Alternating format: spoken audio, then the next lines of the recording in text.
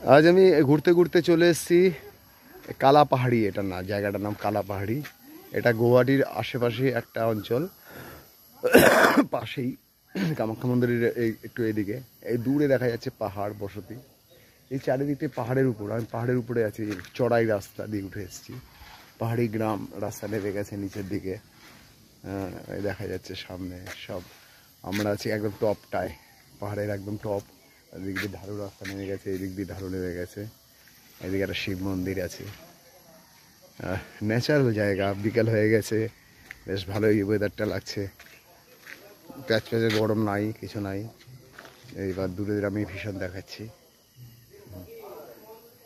সেই দূরে নারকেল গাছ, সুপারি গাছ, খুব ভালো লাগছে দেখতে।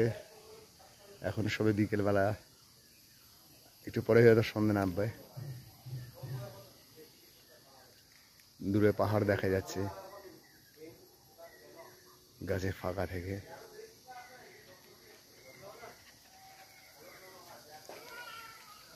এই যে আমার একটা বাহন এসে গেছে। কিরে, কি করছিস? এদিকে তাকা, পালিয়ে যাচ্ছিস?